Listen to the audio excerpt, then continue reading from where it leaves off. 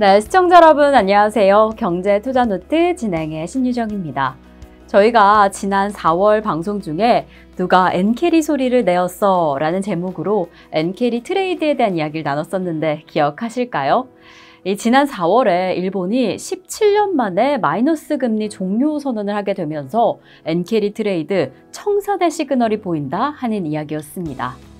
이 4월 이후에 요새 시장에서 다시 한번 이 엔캐리 트레이드 청산에 대한 이야기가 떠오르고 있는데 어떤 이슈일지 살펴보도록 하겠습니다. 자, 우선 엔캐리 트레이드가 무엇일까? 이 이자율이 낮은 국가의 화폐를 빌려서 이자율이 높은 다른 국가의 자산에 투자하는 방식입니다. 그에 따라서 그 이자율의 차익을 얻는 금융 전략인데요. 무엇보다 일본에서 이 전략이 가장 많이 들어맞았죠. 장기간 낮은 이자율을 유지해왔기 때문에 일본을 중심으로 엔캐리 트레이드가 아주 활발하게 이루어지던 상황이었습니다. 이 엔캐리 트레이드, 금리의 영향을 받지만 이 자체도 세계 경제에 큰 영향을 줍니다. 우선 금리 차익을 실현하려는 그 전략으로 환율의 변동성 자체에 영향을 주기도 하고요. 그리고 교역 조건과 국가 경제에 직접적인 영향을 미치기도 합니다. 그리고 이뿐만 아니라 투자 대상, 국가의 금융시장에는 추가적인 유동성을 좀 크게 제공하기 때문에 주식시장이나 부동산 시장에 또 긍정적인 영향, 여러 가지 영향을 줄 수도 있습니다. 하지만 이렇게 여러 가지 영향, 긍정적인 영향을 받을 수 있지만 이 엔캐리 트레이드 자체의 위험성이 좀 크게 보여집니다. 우선 투자 대상 국가에 언제 그 자금이 급격히 그리고 갑자기 한 번에 유출될 수도 있다라는 위험성을 크게 내포하고 있고요. 환율에 영향을 줄 수도 있지만 환율 변동의 위험에 그대로 노출이 되기 때문에 금리가 변한다, 환율이 변동한다 라고 할 때 정말 예상치 못하는 손실이 갑작스럽게 발생할 수도 있습니다. 그리고 이뿐만 아니라 이 저금리 정책을 유지하려는 국가는 외화 유출을 막으려고 금리 인상에 주저하게 되는 상황도 연쇄적으로 작용을 하게 되죠. 참 이렇게 세계 경제, 유동성과 환율의 변동성에 따라서 서로 크게 영향을 받고 있습니다.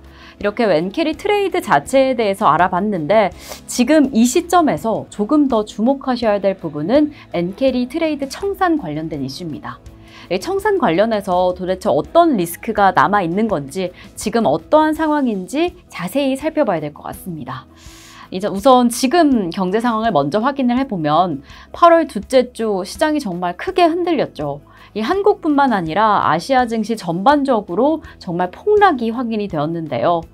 지난 5일 상황으로 확인을 해보면 이렇게 하루에 벌어졌던 낙폭이 어떠한 원인이나 그렇다 할 위기가 있었던 게 아니라 경기 침체에 대한 우려감과 위기감에서 나왔던 부분이어서 지금이 더 이례적인 상황으로 해석이 됩니다. 그리고 이 뒤에는 이 상황의 원인에는 엔캐리 트레이드 청산이 있었다, 해당에 따른 자금 유출이 있었다라고 해석이 되고 있습니다. 네, 연초 이후 증시 상황을 확인을 해보면 아시아 국가 중에서도 일본과 한국의 외국인의 포트폴리오가 다소 집중되어 있었습니다. 이런 데에는 이 외국인 투자자가 금리가 낮은 엔화를 차입해서 밸류업에 대한 의지가 강력한 한국 의지에 투자하는 경향이 상당했었던 거죠. 이렇게 우리 증시에 외국인 투자자가 다소 많이 유입이 되어 있던 상황이었는데 그래서인지 최근 엔캐리 트레이드 청산 움직임이 본격화되자 이 일본 정부의 엔화 가치 정상화 의지가 더 강력하게 보여지고 있는 겁니다. 이렇게 지금 이어지고 있는 상황이 엔화 모멘텀 개선이나 엔캐리 청산 속도를 더 가속시키고 있다라고 해석이 됩니다. 아무래도 최근 BOJ에서 추가 금리 인상을 단행했죠. 그리고 일본 수출 기업들 역시나 환해지 움직임을 보이면서 엔화 강세 조금 더 의지를 보이고 있는 상황인데요. 지금 이러한 상황에 정부의 개입도 좀 강력합니다. 정부가 엔저 상황을 해결하겠다라고 적극적으로 개입하고 있는 상황인데 지금 일본 정부는 이 궁극적인 목표로 엔화 가치 정상화를 향해 달려가겠다라는 강력한 의지를 계속해서 점점 더 보이고 있습니다. 이러한 상황에 따라서 남은 하반기에 엔화 절상 모멘텀은 좀 유효하다라고 보여지고 있는 상황인데요. 이러한 상황 속에서 저희 교보증권은 하반기 달러 대비 엔화 레벨을 130엔 초반으로 예상하고 있습니다. 이렇게 엔화 강세 기조가 이어지고 있는 상황 속에서 일본 정부의 노력으로 내수 기반의 경제 성장도 이어진다라고 한다면 추가 절상 압력이 더해질 가능성이 매우 높기 때문입니다. 그렇다면 또 한 번 더 많이 엔화를 중심으로 환 변동성 확대 구간 가능성이 커지게 될 수 있습니다. 네, 그래서 지난 8월 5일을 다시 한번 살펴보면 정말 지난 5일은 증시에도 기록적인 날로 기억이 될 것 같습니다. 사실 이날 우리 증시뿐만 아니라 일본도 정말 큰 폭으로 하락했다라는 이야기를 전해드렸는데 코스피는 8.8%가량 하루에 낙폭을 보였는데 사실 일본의 상황이 더 심각했습니다. 일본 니케이 지수는 12.4% 하루에 정말 큰 낙폭을 보이면서 말 그대로 큰 충격을 받아들였다라고 해도 과언이 아니었는데요. 이렇게 아시아 국가 안에서도 양국이 왜 이렇게 심각한 충격을 받았냐라고 한다면 저희가 지금까지 이야기해온 엔화의 상황, 이 엔캐리 트레이드 상황을 무시할 수가 없을 것 같습니다. 이 양국가가 이러한 흐름을 만든 데는 엔화 절상에 따른 캐리 트레이드 자금 유출의 영향이 강력할 것이다 라고 해석이 되고 있습니다. 직전에도 말씀드린 것처럼 올 초부터 아시아 국가에 집중한 외국인의 포트폴리오에는 자본 차익을 위한 포트폴리오가 많이 구성이 되어 있었던 거죠.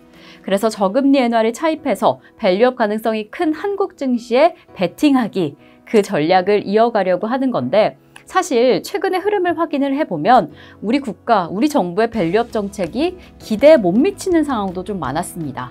그래서 중간중간 기대에 못 미치는 밸류업 정책과 원화 약세가 더해졌음에도 불구하고 외국인의 매수세는 잘 지켜주고 있었는데요. 그에 따라서 우리 증시가 좀 크게 올랐던 거죠. 어찌 보면 투기성 자금이었다라고 해석이 되는 부분이 이번에 엔캐리 트레이드 청산으로 유출이 되게 되면서 지난 8월 5일의 충격을 만든 게 아닌가라고 해석이 되고 있습니다. 네, 이러한 상황 속에서 일본 정부는 더 적극적으로 환율 방어에 나서겠다라는 의지를 표명했습니다. 지금 일본의 가계 소비를 확인을 해보면 현재까지는 아직 그렇다 할 큰 폭의 개선을 보이지 못하고 있습니다. 하지만 내수 회복에 대한 기대감은 조금씩 올라오고 있습니다. 일본의 6월 실질 임금과 실질 소비 동향 지수를 확인을 해보면 2022년 3월 그리고 2023년 3월 이후에 처음으로 전년 대비 플러스 전환에 성공을 했습니다. 아무래도 에너지 보조금에 따른 인플레이션 압력 완화, 그뿐만 아니라 상속세 납입 종료 등이 접목된다라고 한다면 전반적으로 가시적인 가계 소비 개선이 가능하지 않을까 기대감이 유효할 것이다 라고 보여집니다. 이렇게 일본 정부의 의지에 일본 경제 모멘텀까지 개선이 된다. 그에 따라서 엔화 강세 압력 속도가 빨라진다라고 한다면 사실 다시 한번 이 엔화를 기준으로 환율 변동성 확대 구간이 크게 생겨날 가능성이 있습니다. 그래서 이번에 최근에 불거졌던 엔캐리 트레이드 청산에서 청산되지 않았던 자금이 추가로 유출된다라고 한다면 사실 글로벌 시장 안에서도 증시 하방 압력이 다시 한번 커질 가능성이 좀 크게 보여집니다. 이에 따라서 우리 증시 안에서도 자금이 유출될 가능성이 아주 상당히 남아있는 만큼 아직은 지금 시점에서 계속해서 더 엔캐리 트레이드 청산에 대한 관심을 가져야 할 것 같다라고 보여집니다.